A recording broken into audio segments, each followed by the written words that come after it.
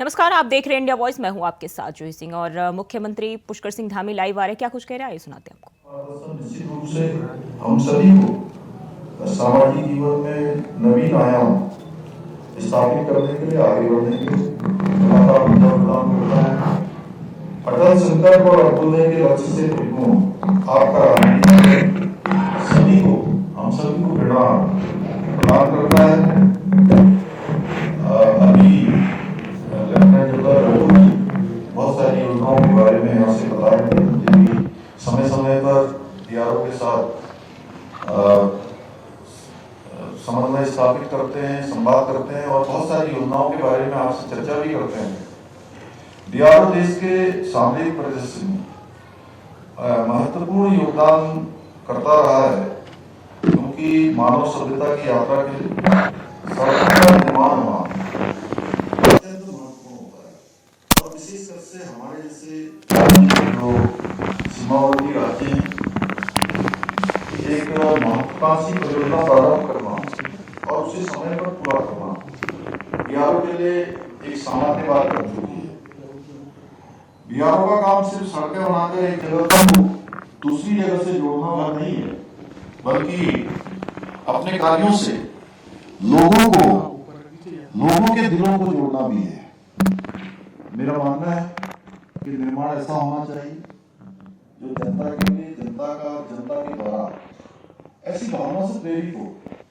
पिछले 6 दशकों में सीमा सड़क संगठन सीमावर्ती क्षेत्रों में बुनियादी ढांचे के विकास के एक मजबूत स्तंभ के रूप में लगातार काम करता रहा है। आज डीआरओ हमारे जो मित्र राष्ट्र हैं वहां भी अपनी सेवाएं देकर उन्हें हमारे देश से हमसे जोड़ने का काम कर रहा है। सीमा सड़क संगठन ने अटल संबंध का निर्माण करके पूरी दुनिया को अपना इंजीनियरिंग कौशल दिखाया। डीआरओ अब तक 60,000 किलोमीटर सड़क, 850 पुल, 19 हवाई पट्टी और 4 सुरंगों का निर्माण कर चुका है, जो अपने आप में एक बहुत बड़ा काम है। आज भी आज के कार्यक्रम में भी 670 करोड़ रुपए की लागत से निर्मित 35 डीआरओ बुनियादी ढांचा परियोजनाओं को देश को समर्पित किया जाएगा।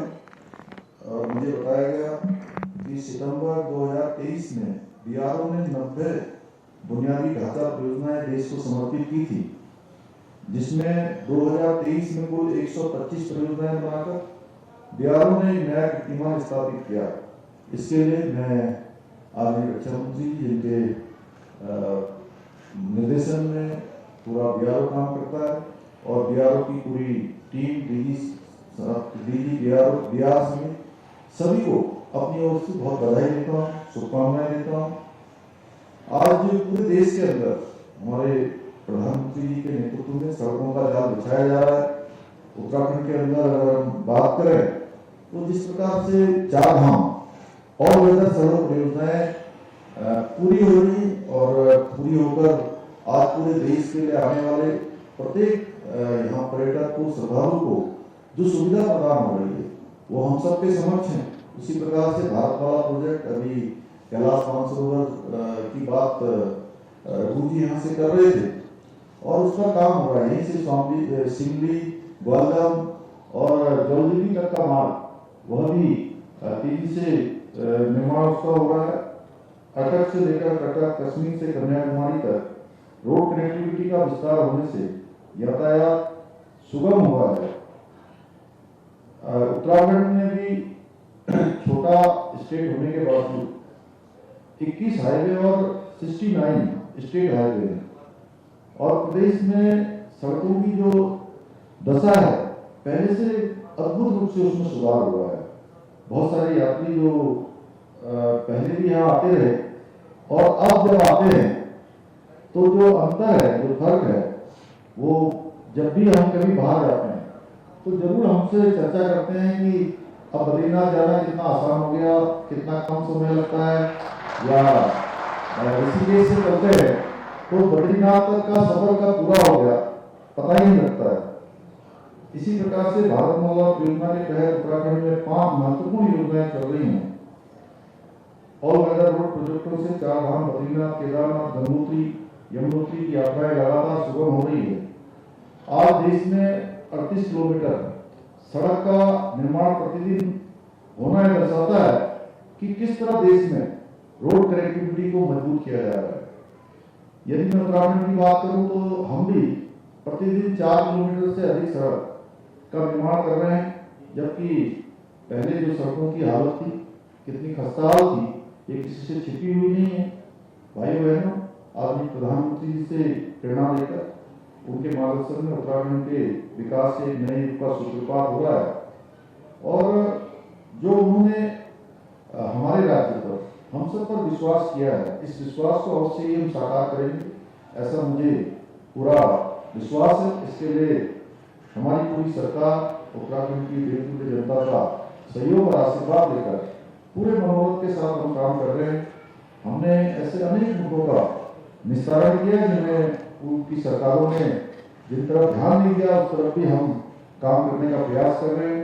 आज प्रदेश के अंदर आधारभूत ढांचे को मजबूत करने और राज्य को आत्मनिर्भर बनाने की दिशा में अनेकों कार्य किए जा रहे हैं। प्रदेश में हर स्तर पर कनेक्टिविटी को सुधारा जा रहा है और हमारा जहाँ पर BRO और NHAI ऐसे अनेकों संगठन जो काम कर रहे हैं, उनको भरपूर सहयोग राज्य सरकार की तरफ से जहां भी देने की आवश्यकता है, जो भी समन्वय करना होता है, उसको हम लगातार कर रहे हैं। उद्योगों के विकास पर भी बल दिया जा रहा है और भविष्य की जो आवश्यकता है उसको केंद्र में रखकर नीतियां बनाई जा रही हैं।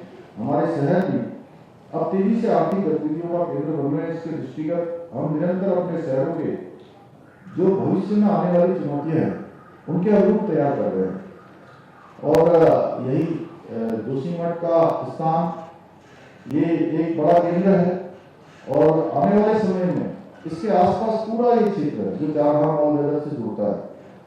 25 सालों में, 50 सालों में किस प्रकार से लोगों का यहाँ आवागमन होने वाला है, क्योंकि प्रत्येक वर्ष यात्रा का हम देखते हैं कि जो यात्रा 2021-22 में थी वो 23-24 में उससे 10 लाख ज्यादा हो गई। पहले साल 46 लाख थी 22 में और 23 में वो 46 लाख से बढ़कर 56 लाख चारधाम यात्रियों की संख्या हो गई।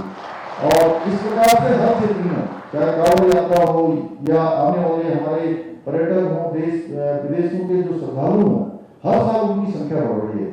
उस संख्या के अनुरूप अब हम राज्य के अंदर आधारभूत जो संरचना है, हमारा इंफ्रास्ट्रक्चर है, उसको बढ़ाने पर विशेष रूप से ध्यान दे रहे हैं।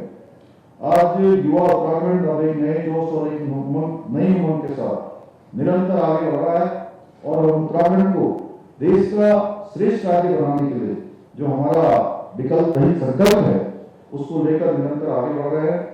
मुझे पूरा विश्वास है कि आप सबके आशीर्वाद से आदरणीय प्रधानमंत्री जी के, आदरणीय रक्षा मंत्री जी के मार्गदर्शन में हम उत्तराखंड को देश के श्रेष्ठ राज्यों में शामिल करने में अवश्य सफल होंगे। अंत में पुनः मैं आदरणीय रक्षा मंत्री जी का देवभूमि में आप सबकी तरफ से, अपनी तरफ से स्वागत करता हूं और BRO को इस भव्य आयोजन के लिए अपनी शुभकामनाएं देते हुए अपनी बात को समाप्त करता हूं। धन्यवाद। चमोली से भी आप मुख्यमंत्री पुष्कर सिंह धामी को लाइव सुन रहे थे और बात करेंगे खबरों की। दिल्ली से खबर सामने आ रही है, 5 फरवरी तक बढ़ाई गई मनीष सिसोदिया की हिरासत। राउज एवेन्यू कोर्ट में बढ़ाई गई मनीष सिसोदिया की हिरासत। वीडियो कॉन्फ्रेंसिंग के जरिए हुई मनीष सिसोदिया की पेशी आज खत्म हो रही थी। मनीष सिसोदिया की न्यायिक हिरासत राउज एवेन्यू कोर्ट में मनीष सिसोदिया की हिरासत एक बार फिर से बढ़ा दी गई है, जहां वीडियो कॉन्फ्रेंसिंग के जरिए उनकी पेशी हुई थी और आज उनकी न्यायिक हिरासत खत्म हो रही थी, जिसको लेकर एक बार फिर से सुनवाई और फिर से उनकी न्यायिक हिरासत जो है कोर्ट ने बढ़ा दिया है। तो 5 फरवरी तक के लिए मनीष सिसोदिया को की जो न्यायिक हिरासत है उसको कोर्ट ने फिर से बढ़ा दिया है और आज खत्म हो रही थी उनकी न्यायिक हिरासत, जिसको लेकर राउज एवेन्यू कोर्ट में सुनवाई हुई और वीडियो कॉन्फ्रेंसिंग के जरिए सिसोदिया पेश हुए।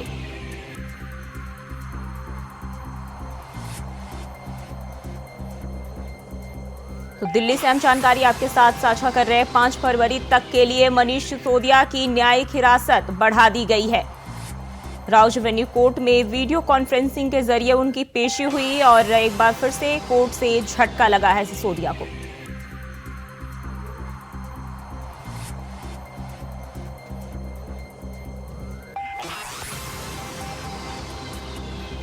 वीडियो कॉन्फ्रेंसिंग के जरिए उनकी पेशी हुई, जिसके बाद जो है कोर्ट ने एक बार फिर से 5 फरवरी तक के लिए उनकी न्यायिक हिरासत बढ़ा दी है। तो दिल्ली से खबर सामने आ रही है, 5 फरवरी तक के लिए मनीष सिसोदिया की न्यायिक हिरासत बढ़ा दी गई है।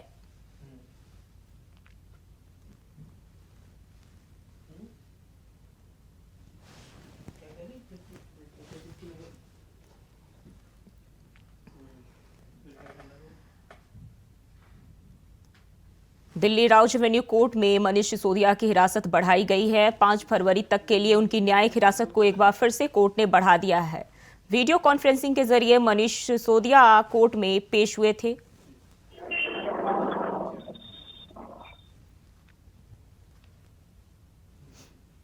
और इसी खबर पर ज्यादा जानकारी के साथ अजीत कुमार दिल्ली से लाइव जुड़े हैं। अजीत, एक बार फिर से मनीष सिसोदिया को कोर्ट की ओर से बड़ा झटका लगा है, क्या जानकारी है? मुझे बस वाला है दिल्ली वाली खबर चल रही है।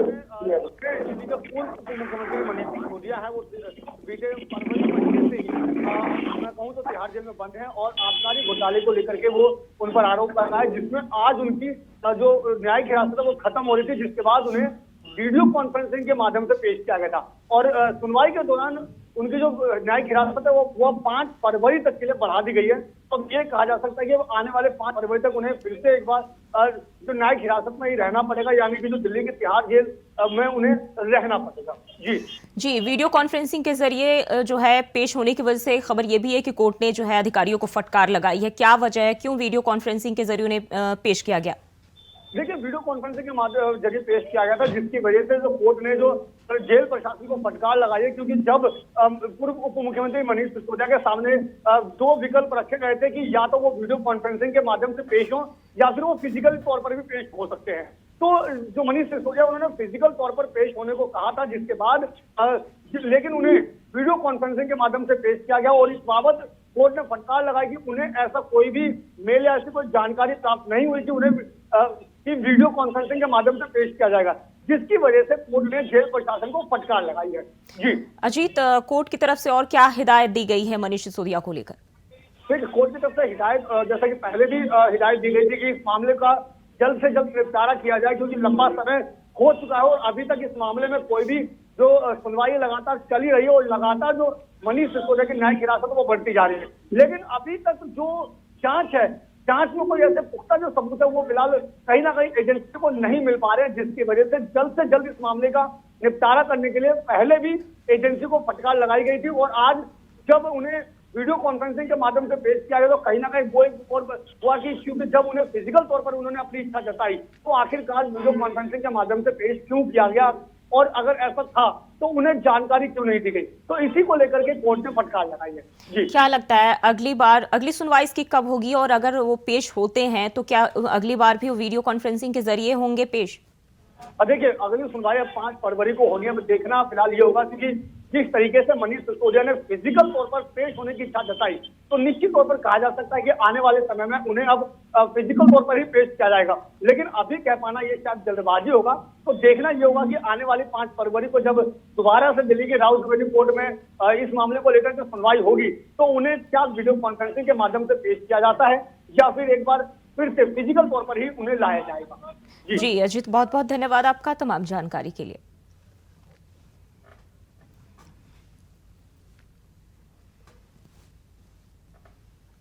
और बात करेंगे अगली खबर की। अयोध्या पहुंचे सीएम योगी आदित्यनाथ, हनुमानगढ़ी पहुंचकर किए बजरंगबली के दर्शन, प्राण प्रतिष्ठा को लेकर तैयारी की कर रहे समीक्षा। तो मुख्यमंत्री योगी आदित्यनाथ जो है अयोध्या पहुंच गए हैं और हनुमानगढ़ी में पहुंचकर बजरंगबली के दर्शन पूजन किए, साथ ही प्राण प्रतिष्ठा को लेकर जो है समीक्षा कर रहे हैं। 22 जनवरी को रामलला की प्राण प्रतिष्ठा होनी है, जिसको लेकर खुद मुख्यमंत्री योगी आदित्यनाथ जो है शुरू से ही लगातार इसके तैयारियों का जायजा लेते आ रहे हैं और एक बार फिर से फाइनल जायजा लेने आ रहे हैं। तैयारियों को खुद की निगरानी में वो जो है करा रहे हैं और इसी को लेकर एक बार फिर से अयोध्या दौरे पर है मुख्यमंत्री। तो हनुमानगढ़ी पहुंचकर जो है बजरंगबली के उन्होंने दर्शन पूजन किए हैं और मुख्यमंत्री योगी आदित्यनाथ अयोध्या दौरे पर हैं।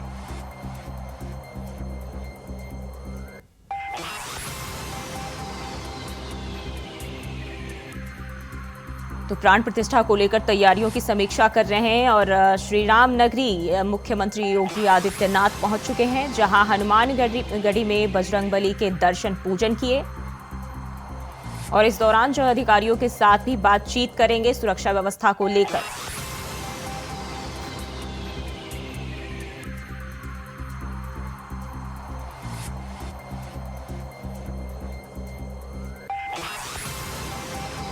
मुख्यमंत्री योगी आदित्यनाथ का अयोध्या दौरा है, जहां प्राण प्रतिष्ठा को लेकर तैयारियों की समीक्षा कर रहे हैं। साथ ही इस दौरान उन्होंने हनुमानगढ़ी में बजरंगबली के दर्शन पूजन भी किए हैं।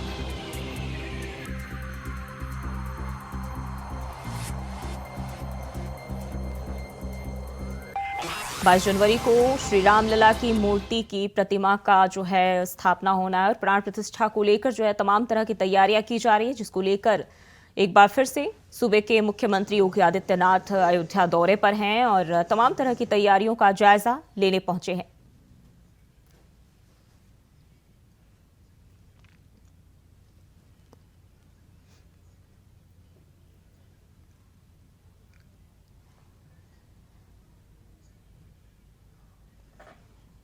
माध्यम भरते लक्ष्मी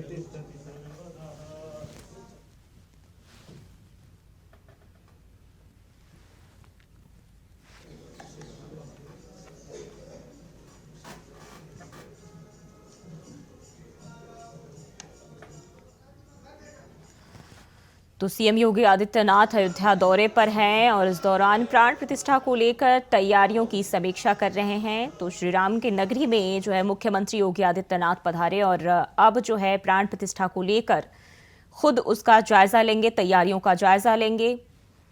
और इसी के साथ जो उन्होंने हनुमानगढ़ी मंदिर भी जाकर भगवान बजरंगबली के दर्शन पूजन किए। तो 22 जनवरी से पहले एक बार फिर से सूबे के मुख्यमंत्री योगी आदित्यनाथ अयोध्या पहुंचे हैं, जहां अधिकारियों के साथ बातचीत करेंगे और 22 जनवरी को होने वाले प्राण प्रतिष्ठा समारोह को लेकर दिशा निर्देश भी देंगे।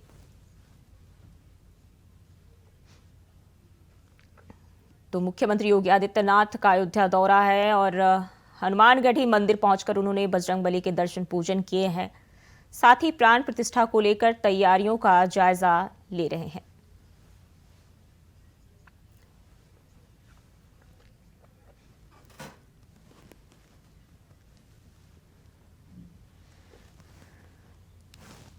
और इसी खबर पर ज्यादा जानकारी के साथ अयोध्या से अभिनव आनंद जुड़ गए हैं। अभिनव, क्या कुछ कार्यक्रम रहा है? मुख्यमंत्री का अयोध्या पहुंच चुके हैं। जी बिल्कुल बता दूं कि सूबे के मुखिया योगी आदित्यनाथ का आज अयोध्या दौरा रहा है और अयोध्या से सूबे के मुखिया योगी आदित्यनाथ का अयोध्या के साधु संतों से, अयोध्या के मठ मंदिरों से और भगवान रामलला से उनका गहरा नाता रहा है। तो सबसे पहले आपको बता दूं कि अपने तय समय से सूबे के मुखिया योगी आदित्यनाथ आज अयोध्या पहुंचे हैं और उसके उपरांत ही सबसे पहले उन्होंने, जैसा पहले बता चुका हूं कि योगी आदित्यनाथ का अयोध्या से और अयोध्या के साधु संतों से, मठ मंदिरों से नाता रहा है। तो सबसे पहले उनका काफिला हनुमानगढ़ी पहुंचा, जहां हनुमानगढ़ी में भगवान हनुमान जी के दर्शन पूजन भी किए और साथ ही साथ रामलला के भी दर्शन पूजन भी किए। और आपको बता दूं कि थोड़ी देर में मैं रामपथ पर ही मौजूद हूं। थोड़ी देर पहले योगी जी का जो काफिला था बिल्कुल इसी पथ से भी गुजरा है और मैं बता दूं कि थोड़ी देर में ही लगभग 1:40 पर उनके कार्यक्रम की बात करें तो लगभग 1:40 पे